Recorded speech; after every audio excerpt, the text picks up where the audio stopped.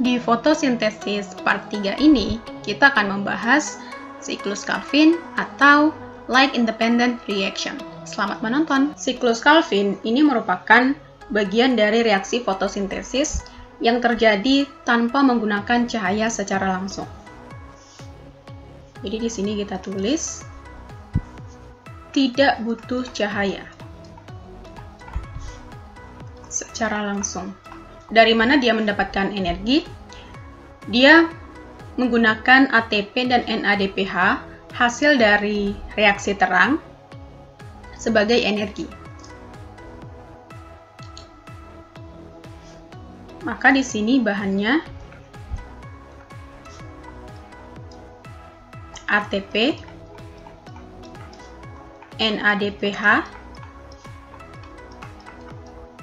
yang mana ini hasil dari reaksi terang, dan CO2. CO2 didapat dari atmosfer. Hasilnya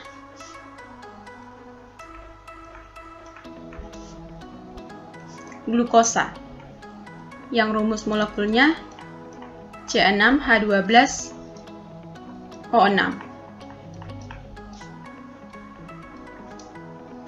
Jadi, ini kan karbon dioksida sudah mengandung C dan O. Nanti CO2 ini akan menerima hidrogen dari NADPH, sehingga terbentuklah CHO. Penyusun glukosa itu kan CHO. Prosesnya ada 3. Yang pertama, fiksasi CO2 atau penangkapan CO2 dari atmosfer. Kedua, reduksi. Reduksi senyawa intermediate oleh ATP dan NADPH.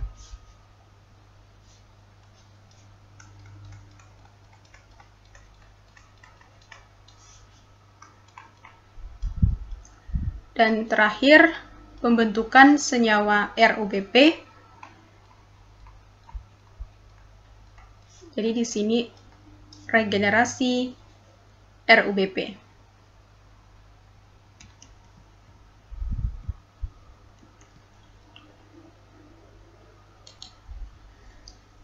Dan tempat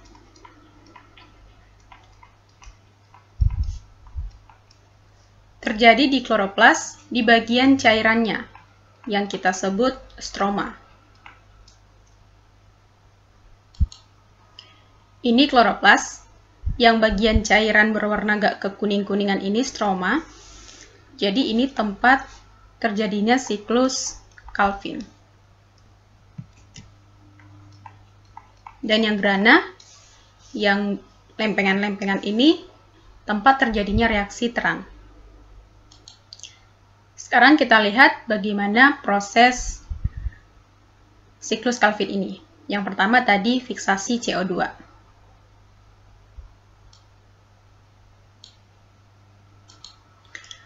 Jadi di sini ada karbon dioksida yang ditangkap oleh RUBP, ribulosa bifosfat, akan membentuk senyawa intermediate.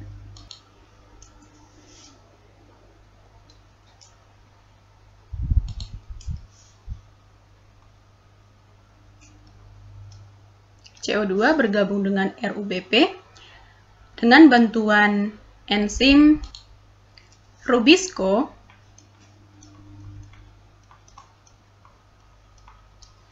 akan membentuk senyawa intermediate.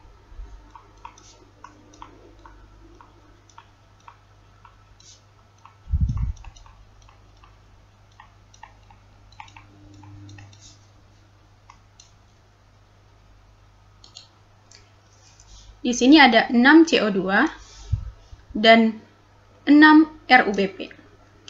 RUBP ini senyawa yang berkarbon 5.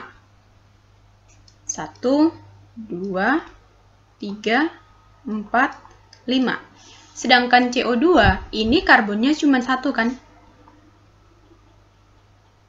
Jadi ketika mereka bergabung, maka karbonnya ada 6. Dan yang terbentuk karena ada 6 CO2, 6 RuBP, maka senyawa intermediate-nya ini ada 6 dan berkarbon masing-masing berkarbon 6.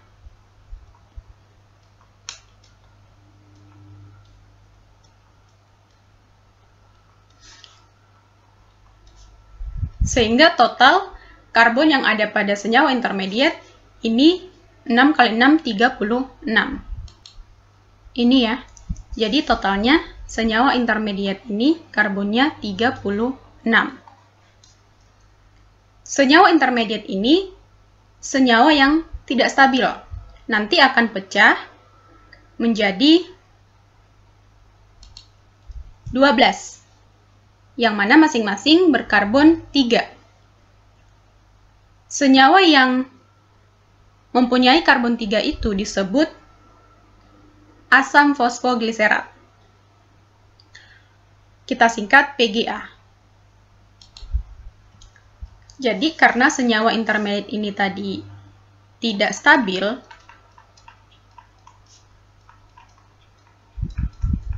nanti akan pecah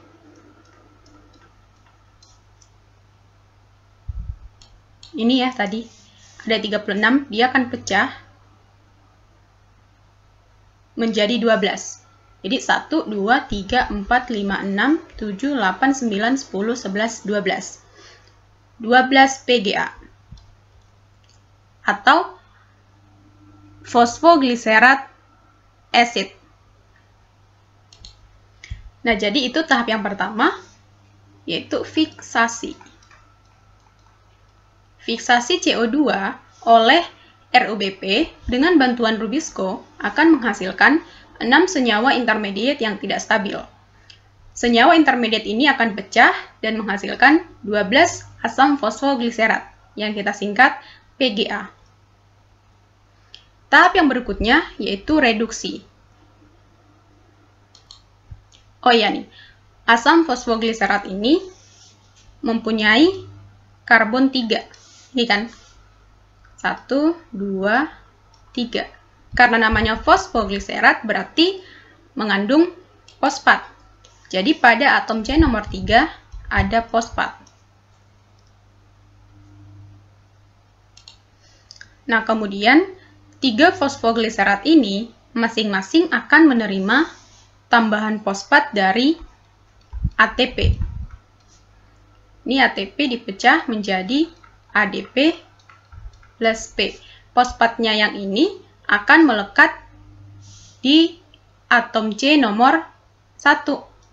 Jadi sekarang fosfatnya ada di nomor 1 dan nomor 3. Namanya jadi 1,3-bifosfogliserat atau kita singkat 12 BPGA. Ini ya. Di mana yang yang ini tadi fosfatnya cuma 1.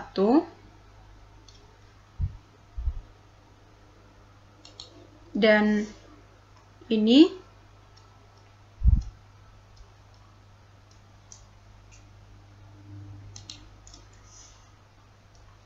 menerima 1 fosfat dari sini,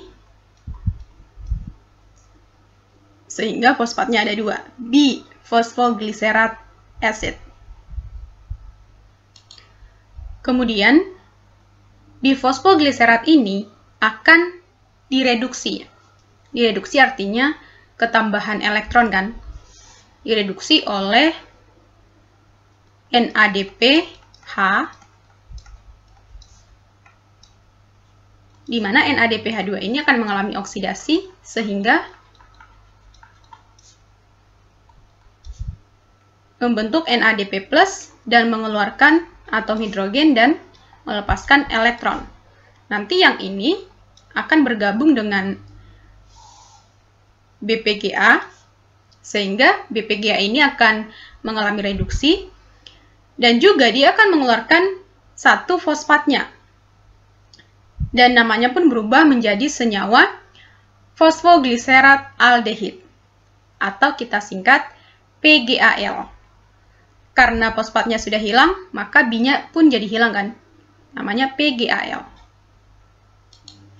Karena ada 12 BPGA, maka ini juga ada 12. Yang mana ini masing-masing mempunyai 3 karbon. Dan pada salah satu karbonnya melekat fosfat. Karena tadi sudah hilang satu. Jadi tahap yang kedua yaitu reduksi. Reduksi bifosfogliserat menjadi fosfogliserat aldehid. Jadi di sini reduksi. Nah, ini kan ada 12 PGAL. 2 dari PGAL ini akan berubah jadi glukosa.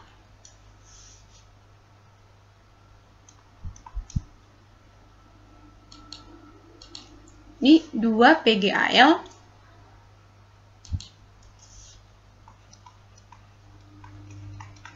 akan berubah jadi glukosa. Yang mana glukosa ini mempunyai atom karbon 6.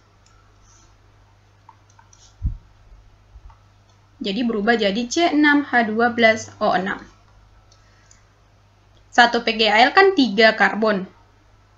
Berarti kalau 2 PGAL 6 karbon. Nah, glukosa ini akan diubah menjadi senyawa. Contohnya untuk membentuk nukleotida. Nukleotida penyusun DNA, RNA. Kemudian membentuk pati atau amilum ya, senyawa karbohidrat yang kompleks. Kemudian membentuk asam amino.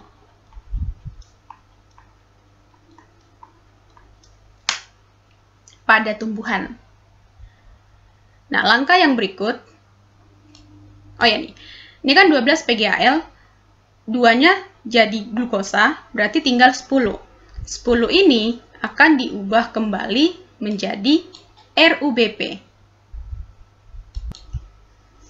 Ini 10 PGAL akan kita ubah jadi RUBP. 10 PGAL ini mengandung 30 karbon. Kenapa 30 karbon? Karena masing-masing PGAL mengandung 3 karbon kan? Jadi 3 kali 10, 30. Yang 30 karbon ini akan diregenerasi, diubah, disusun kembali bentuknya menjadi senyawa RUBP yang mempunyai 5 karbon dengan bantuan ATP. Di sini ATP akan berubah menjadi ADP plus P. Nah, fosfat ini nanti akan menyusun kembali 10 PGAL yang mengandung 30 karbon menjadi 6 senyawa RUBP, ribulosa bifosfat, yang mengandung masing-masing 5 karbon. Jadi 30 bagi 6 sama dengan 5. Gitu. Dan tahap ini disebut regenerasi.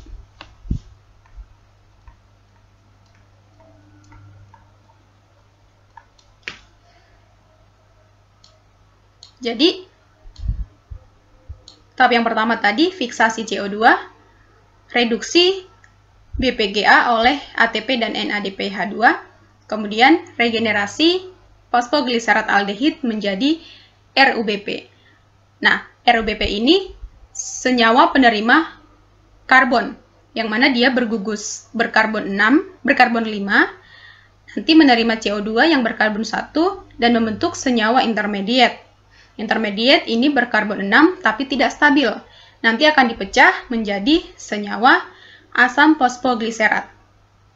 Lalu, fosfogliserat akan menerima ATP, menerima Fosfat dari ATP membentuk bifosfogliserat. Bifosfogliserat akan direduksi oleh NADPH dan menghasilkan PGAL. Begitulah seterusnya.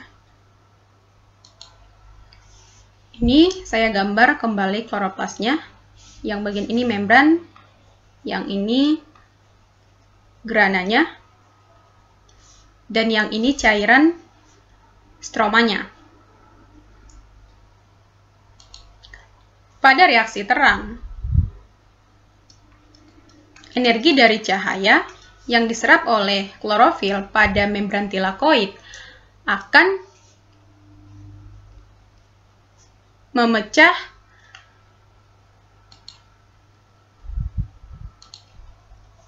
H2O,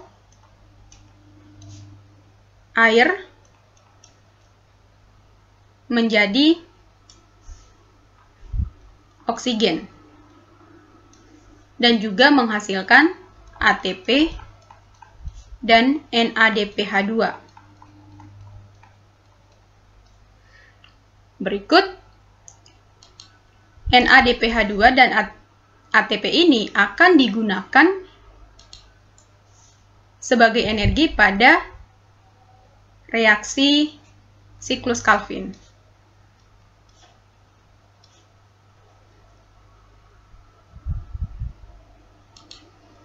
Dengan bahan karbon dioksida akan diubah menjadi glukosa